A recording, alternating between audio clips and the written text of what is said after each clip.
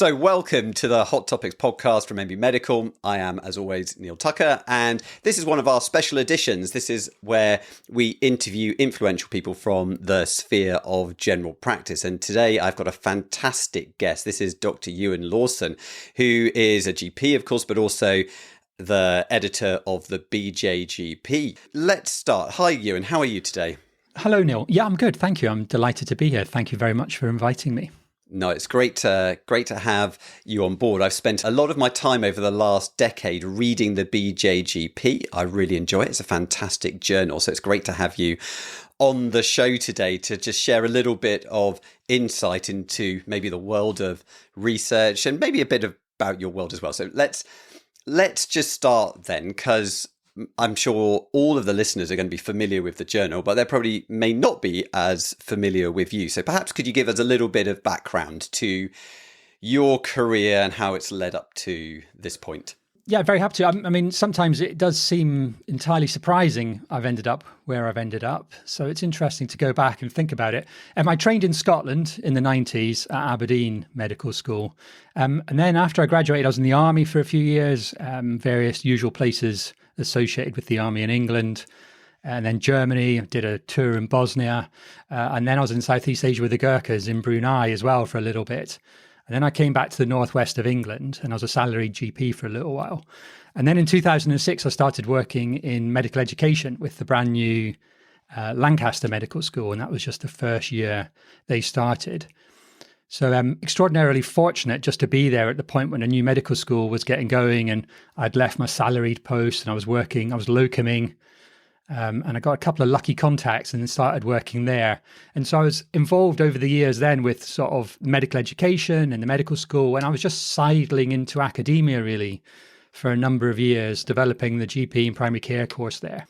At the same time, I was doing I was locuming and GPing, but I was doing a lot of GP specialist work as well. In drug and alcohol settings, prisons. I was just kind of indulging myself in writing and editing and bits and pieces like that. Then I got appointed as the deputy editor of the BJGP in 2013. And really, it's just rolled on since then. I've just carried on as deputy editor. In 2020, I took on the role of BJGP editor. And here we are. This might sound like a really silly question to someone who's in this field. From someone who's on the outside, and I think lots of the listeners will often think that because I talk a lot about the research that gets published that I'm in academia, but that's actually very far from the case. I soak it all up and then share it with people. But I'm not producing any of this fantastic stuff that's getting published all the time. So how does one end up as the deputy editor of the BJGP? How does that just happen? I honestly, I do not know how I mean, the one thing I can tell you what I was interested in at that time when I got appointed, and it was Roger Jones, who was the editor then of the BJGP, that appointed me. And I was just I didn't have a formal academic background. I didn't go through like an ACF program. I had to do a doctorate, go through those various pathways.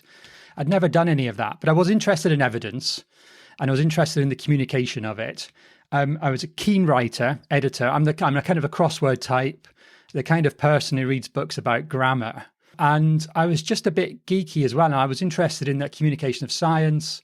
And I was involved in, at that time then, doing a lot of blogging, Web 2.0 stuff, you'd have almost called it then, social media. I'd set up websites. I was doing things like that. So I think I got the job as deputy editor because the editor job involves a lot more than just managing the research. It involves all this kind of communication. And there are lots of different ways that can happen. And I think that's why I ended up getting the job as deputy editor. It was just because I had quite a rounded out background in doing those other things. There was many, many, many more people who were qualified for me in terms of the research, absolutely no question. But the deputy editor role was very much then to look after the Life and Times section, as it is called now. It was the back pages for a bit. It was the out of hours section for a little while. That provoked fury from people working in out of hours, so we had to change. And it's now called the Life and Times. And the deputy editor role was very much that.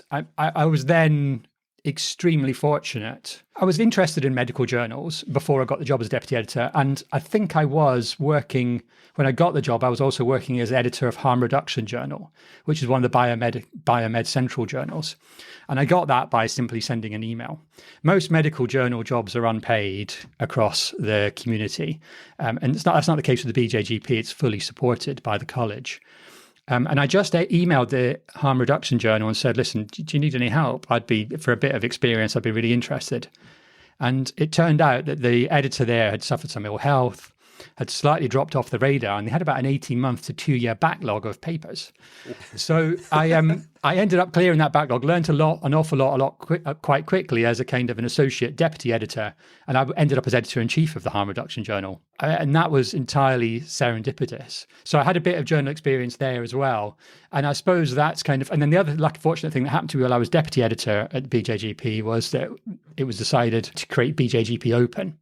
And so I was involved in the development of that, and I was editor as well when it first came out. There may be people who are listening who haven't heard of the BJGP Open, Euan. So maybe tell us a little bit about that. Yeah, so BJGP is the print one that will come through your door. If you're still subscribed. We don't send it out to everyone. So it's worth me putting through. I think I'm contractually obliged to point out that if you're a member of the Royal College and you want to print BJGP, you're fully entitled to one.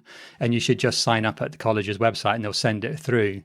And that's the one that most people are familiar with. But a few years ago, I don't know how long it was now, it might be as much as a decade, the BJGP Open was created. And that's because BJGP can only take about, 19% of the research papers that get sent to us. It's something of that order. And we realized that we were rejecting an awful lot of very good primary care research, and it was just going off to other journals. And so BJGP Open was created. It's an online-only, open access medical journal. And they take submissions directly, but they also take submissions which are transferred from BJGP, which we don't feel are quite right for us there. They're a journal in their own right, edited by Hajira Dambamilla, publishing lots of really good quality content. I have really very little to do with them. They have their own editorial team. I'm not involved in their editorial decisions at all, but we're very happy to have them as part of the suite of BJGP journals. And that just reminds me of the BJGP Life as well, which is another kind of arm to the little BJGP family. I started that when I was deputy editor, and it was called the BJGP blog initially, and that's sometimes the way to think of it. And I set up and this is my geeky side. I set up the website on BJ. I set up a WordPress website, and Roger just let me have at it. And so created BJGP blog. We started putting on, again, at that time we were publishing the back pages, or the life and time section, if you want to call it that, you could only take about 9-10 articles a month, and we were getting more than that. And so we used it as an opportunity to publish more viewpoint and opinion about general practice and as a little online home. Since in about 2020, I was just at the end of my deputy editor tenure, we actually shifted things slightly so that all viewpoint and opinion goes to BJGP Life now. So if you go there's an article published almost every single day about general practice, sometimes clinical things, sometimes opinions. And then we take a selection from there and put it in the print journal each month. And that's now edited by Andrew Papanikitis. He's now the deputy editor and looks after that. It's worth pointing out, I'm still the webmaster in old speak of BJGP Life, so I still look after it there. But we're very pleased with how that's worked out, and it gets lots of views, lots of attention. And it's a really nice way if you're interested in writing for us and getting your opinion across to the GP community as well. And we've now published, I think it's something like 1,900 articles. We're approaching 2,000 on BJGP Life. So there's quite an archive there. Yeah, so we've got BJGP Life, which is the kind of this web-only viewpoint platform. The podcast episodes appear there as well, and some video snippets and other bits and pieces.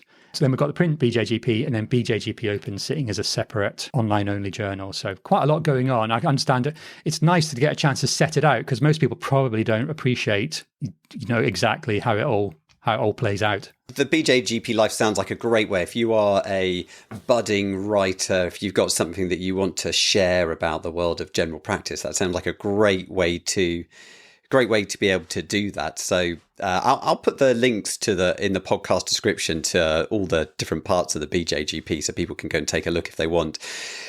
That makes me sort of wonder, sort of hearing about your story. And do you think it's harder these days for someone to get into this kind of world? I feel like maybe since I was training at the start of, well, I was doing my GP training in the sort of the 2010, about that time, there was this sort of growing movement about academic GPs, and there were specific pathways that you could follow, which I didn't, but we had lots of people that did and have gone off and started some very successful academic careers in general practice. But do you think if you don't get on that kind of pathway early on, is it harder to get into academia or into the world of like sort of journals and that kind of thing these days? Yeah, there's a whole interesting discussion there about academic general practice and how GPs get into it. And it is, I don't think I'm unusual in coming at it slightly slant. A lot of GPs are exactly like that, and they pick up the intro. They do and that's partly, I think, reflects the too short training pathway for general practice. So it just takes a few years after you've trained to perhaps find your feet and start to get your head above the parapet a little bit and look at the horizon. And that's when research interests start to kind of emerge. And there aren't good pathways for getting into general practice at that stage for those that haven't got onto those early ones. That's certainly, the stuff of conversations I've heard at the college and SAB, the Society for Academic General Practice, SAGP. I think there's ongoing concern about that. And I would love to, I think the short answer is I think it's recognized as a problem. And I think you're absolutely correct that there aren't easy ways to do it. But it would be, there's a shortage of clinical academics generally, and there's definitely a shortage of GP academics. So we would all love to see some of these options getting developed for GPs who are a little bit more established, maybe not even necessarily mid-career, that could be relatively early career, but the chance to get into it. It has to be said, I'm keen as the journal editor to try to pull back the curtain a little bit, Wizard of Oz style, because I think even with amongst academics, there isn't always a great appreciation of what goes on behind the curtain and how journals function. So we're certainly trying, and certainly it remains my kind of aim in these next few years, is to try to help a little bit to understand that, because it just makes everyone's life a little bit easier. It can be very painful getting published for academics. And obviously, we just often just see the end product, but the work and the blood and sweat and tears that goes on behind that to get those articles published is substantial, and an awful lot of frustration in there too. Yeah, having friends who are academics and listening to the many, many hours, days and days and days of their lives that they spend having done the work and then having to just try and get it actually into some kind of forum where it can get recognised is really difficult. Actually, we've on the latest Hot Topics course, this is my digression, Euan, but we talk about a paper which is it's a paper on COPD published a few months ago in the Lancet Respiratory Journal about measuring eosinophils and using that as a mechanism to decide whether steroid therapy might be useful or not useful in acute exacerbations of COPD.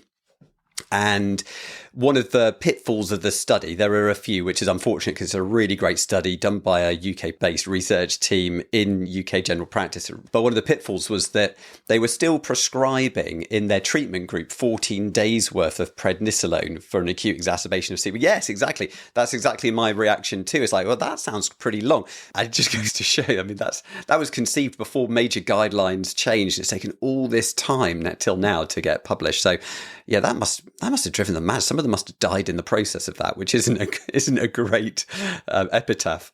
No, it's just such a research into practice is such a problem generally. I know that and the publication is just one of the little hold-ups. But as you say, by the time you you decide on a study, you apply for a grant, you get the money, you start doing the work. Years go by, and then even when the research is published, clinical update courses and those the likes of them being medical has made a huge difference to actually getting it into practice, because the gaps there are even when the good information is sat there and we all know exactly how to do it. It's astonishingly difficult to get people to. It's remarkably difficult to get people to change their practice. We might come back a little bit later on about whether research needs to change, but let's start thinking about research now, because you're in the thick of research. So my question is, do you have a favourite piece of research that's published in the BJGP since you've been editor? The interesting thing about the BJGP, I guess what we've really specialised in is there's C's. We've got cancer, continuity, consultations, and then we had COVID for a little while as well. They were the kind of everything seemed to fall into the C's in terms of where our research had the most impact. It would be tempting to say some of the cancer papers because it is. I won't deny it's a bit of a thrill when you see a BJGP paper and you see how it could change practice, and then it getting put forward to GPs who are going to go out and actually make a difference. Really, I mean, it's just that's incredibly rewarding and relatively rare. And it's obviously not my research, but it's just, happy just to have had a small part in it getting there. I think I was going to mention one paper. I'd probably go with the continuity paper, and that was the 2022 one with Hogni Standvik from Norway. And basically, it was a huge study, like about 4.5, I think, almost all of the whole Norwegian population, and it looked at their usual GP and then measured mortality and the risk of acute hospitalization, use of out-of-hours care. And the numbers were spectacular. If you had a named GP, and there was a dose-response relationship as well. And I think the interesting thing about that is I'd like to say when we published it, I was like, this is really going to shake things up and change the world. But I absolutely had no awareness whatsoever. But it has been a paper that has just had legs and really got picked up and been quoted in Parliament by Jeremy Hunt, being at the Health Select Committee. There's been lots of other good continuity papers around, but it felt like it was in the middle of a real swing towards continuity in the last 2 or 3 years. And something that's really been embraced. Now, there's obviously people been doing fantastic work, and it's all the people down in Exeter, for example, been writing about continuity for many years and producing excellent papers. So I wouldn't want them to not be name checked here. But that paper really, it was amazing how it shifted the narrative and got its way into policy. So I really like that one in terms of a bit of research. And really, something that's really important to GP is continuity. And I think in the end, as a lot of the policy making that's going on, I think continuity is going to be central to that. Yeah, actually, that was noticeable. I remember, I think I covered that on the podcast. I'm not saying I had any influence on any of this, but it was noticeable that it was a really good paper. And then, of course, off the back of that, look, you've heard the Royal College has come out very strongly, pushing continuity. I remember going to the RCGP conference a couple of years ago, and that was one of the key themes that they were talking about. NHS England is talking about continuity now, of course, but doing a less good job of actually following through with the lip service about it, perhaps. But at least it's being thought about on one level, and it's good to hear that it's a key part of Parliament. As they're thinking about the health service and general practice. So, okay, continuity, and it's interesting you mentioned the cancer papers. I mean, I could be completely off the mark on this one, but it felt a bit like so some of those major cancer papers you're talking about were done by that team. I think this was down in Exeter too, the Willie Hamilton's team. Yeah. And the team was key in influencing the NICE cancer guidelines, of course, amongst other kind of cancer risk tools. That felt a bit like a turning point, perhaps, for the BJGP, maybe, because there was a series of papers, really, really important papers that had international implications. Yeah, and that's why I've certainly had written down, normally I would write cancer first in that list, because I think there have been a number of those papers, and I would like to pretend that I had some direct influence in that, but in many ways, as a journal, and as a journal editor, we haven't put out calls for papers. We've never done that at the BJG particularly. So we are just relying on the primary care community. And although we would certainly describe ourselves as an international or a global journal, we do tend to lean towards British academic primary care, no question. And yeah, they've just come through and they've been really powerful. And the other thing I thought about, if you asked me about my favourite papers, is actually, I was talking about my favourite issue of the journal. And I was looking back over the last few years. And I'm really happy with October 2023, which of course, nothing to anybody, but it was about, the theme was missingness. Now, the themes in the BJGP tend to be a little bit loose. We don't recruit towards it. It's occasionally editorials and analysis and clinical practice we tilt towards, but we wait to see what we get in research-wise and what's in the pipeline and then put the themes together. What I really liked about that, and it's what I've pushed towards, is that's really, if anything, my aim is just to try to find topics and groups of people that are missing. And this one was about missingness, very specifically the work in Glasgow. And Andrea Williamson from Glasgow wrote a wonderful editorial for us. And there are articles about homelessness and people with learning disabilities and intellectual disabilities and all sorts of other kind of marginalized groups. And if you're a relatively close reader of the BJGP, you probably would have not failed to notice that I've lent into that. over these past few years. So I'd be very happy to pick any papers related to that. We've had lots of interesting ones. And, it's been, like things like even just getting an editorial about sex work or something like that. And it's just never been done before in the BJGP. There hasn't been you could look through and you couldn't find an article on it. Cancer's well funded. There's lots of research going on in lots of centres. There's also lots of work going on, doing really good work for health inequalities and inclusion health. Really keen to kind of keep pursuing that as well. That's really nice that you can use it as a mechanism to try and reduce that gap. What do you think is some of the most influential research that's happened over the last few years and that's going to have the biggest impact on clinical practice? I'm not sure I have a direct answer to that. I could tell you the little bits I'm slightly surprised haven't had a direct impact. One of the things that I'm surprised, there's lots of interesting things coming as well in terms of cancer screening and the Galleria trial and things like that. It's going to be really interesting to see how that shapes up. One of the things that in general practice that has really surprised me, and we've written about and have endless articles in the BJGP about this, and I've got a few more coming, is about point of care testing. It has astonished me in many ways how that has failed to take off in the UK. And trying to understand the reasons for that. And there are obviously, of course, limitations with the testing, how you interpret it and how you manage it in busy settings as well. But point of care testing, I can't help thinking at some point that has got to take off in a much bigger way, whether it's just doing CRPs or whether it's something much more, something even more revolutionary or kind of access to treatment. I think that would make a huge impact. It's tempting to say something like AI, isn't it, Neil? But to be honest, I think I'm very much reserving judgment on how that's going to play out. I come back to point of care. Do you think that one of the reasons is just that general practice is too inflexible? And of course, funding is a constant bugbear of our... Yes and yes. I thought when COVID happened, actually, that might be the start of a shift, because for the first time, you had a rapid test that could give you a positive diagnosis of a problem in the way that we have never actually had in general practice before. And a lot of the population, they've really bought into the idea about COVID tests. If you get ill, do a COVID test. And quite a few of my patients still do it. It seems to be that's kind of dwindling now, but quite a few patients are still prepared to go out, spend £1 in the supermarket on a COVID test and get that checked.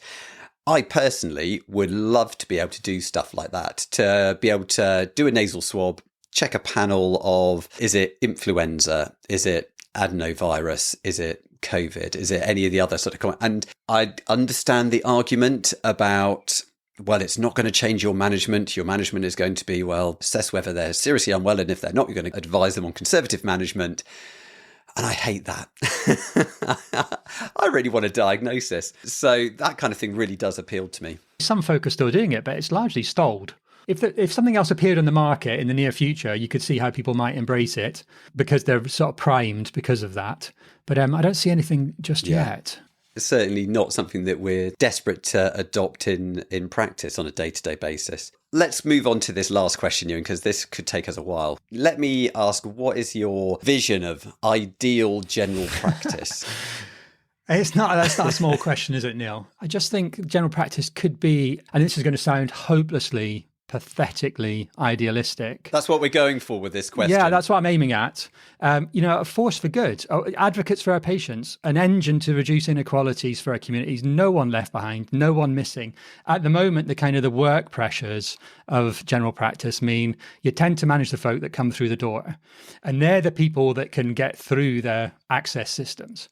And we all know that the access systems have got quite complex as we've tried to manage access. And I think that those complex systems, and I think I've used this phrase when I've written before, complex systems harm people with complex needs. And what worries me about general practice at the moment is that it's actually, and it's making health inequalities worse, because the people that get through the door are probably not the sickest. And I know it doesn't feel like that if you're working. You're seeing some very sick people who feel very deserving of care. You're not sitting there thinking, what's this person doing here? But there are an awful lot of people who are not getting care. And that sort of goes back to, my call back to the October 23 issue about missingness. And it happens in all sorts of ways. The people that we really need to be looking after, my ideal model of general practice, are the people that are probably not even seeing just now. They're not turning up. They're not in the consultation room. But it's going to take a shift in quite a lot of things for that to happen because of the pressures that everyone's under. You can say it, but when you're just absolutely backs to the wall, working long hours, as we've shown in the BJGP, full time is just 6 and a bit sessions, and you're knocking out 35, 40 hours a week. You've really not got the capacity, and we've not got the workforce to manage that. The way that I often think about the current situation with general practice is you've got to think of it as a complex system. And if you think about it as a complex system, then that often makes me feel a bit better about what's happening, because the thing about complex systems, and it's a complex system which is collapsing to some extent, I think, and it's going through a sort of a change of state. And I think we're in the process of that. We don't quite know how it's going to end up. And I think if you look at some of the things that have happened with ours, for example, and then GP locums not being able to get work and GPs being unemployed, I don't think anybody put ours in place out of any kind of malignancy. No. I don't think there was a conspiracy, and I've seen that on social media. Yeah. That somebody had some agenda. I was like, no, I just think that's nonsense on stilts. Yeah. I just think that some people came along and said, we've not got enough doctors. We're in terrible trouble. Let's try and do something with some people that we have got. And they put this into the complex system. And when you've got a complex system that's breaking down, you get unintended consequences. And one of the a really unfortunate unintended consequence, which is going to need resolving, is the fact that we suddenly had doctors then who couldn't get jobs. So that's an obviously catastrophically poor situation to be in. If I may touch on another issue, which is GP partnership. I'm kind of agnostic about GP partnerships because I think that what's happening currently is it's a really weird tension, the way that GP partnerships work. There was these doctors who would just get together, they would pay themselves a reasonable amount, but not too much, and use the rest of that money to employ staff. And there's probably a physics analogy in there somewhere, but there's all these sort of weak and strong forces that are holding it together in this kind of equilibrium. But of course, now that things are breaking down a little, it's very hard to see how it can continue in the same way when you haven't got the GP workforce. And I think we're sort of heading at the moment, I sometimes think of it as we're heading for a 3-tier system with general. We often talk about 2-tier system, and we could see private general practice coming in to a greater extent. But actually, we're at risk of having very much GP partnerships as 1 tier, offering a certain level of care with a certain involvement in the community, and then a lot of places having to make do with salaried services. And we've got to get the structure of those. And I don't think that salaried services in themselves are a bad thing necessarily, but there are some things they have to have in order to function well for the community. I did many years ago write a very self-indulgent blog post called Lawson's Laws of Primary Care. In 2019, I didn't do the Lawson's Laws bit because that would have been too embarrassing. But I've always had a couple of laws for building a primary care system. First law should be everybody gets an allocated named clinician. And there should be a couple of sub-clauses to that there should be a maximum number of people they have to look after, and there should be reasonable access so that continuity can be maintained. And I think that should be a model for whatever things look like in the future. That's really important. But the second law, if you like, I had on that was that every one of those clinicians should have some involvement and control to develop appropriate local clinical services to their population. And I think this is why the partnership model was a win and has been a win and could continue to be a win, because it can deliver on both of those. It gives partnerships the ability to control it. But I don't know how you maintain general practice like in an ideal vision when you haven't got enough doctors to maintain the partnership model. And it's under a lot of strain. And I'm not sure if I've seen any evidence of this. I'd be very interested. I'm sure we've had it in the journal, is that actually I fear that the partnership models are being sustained in places with the better health outcomes already.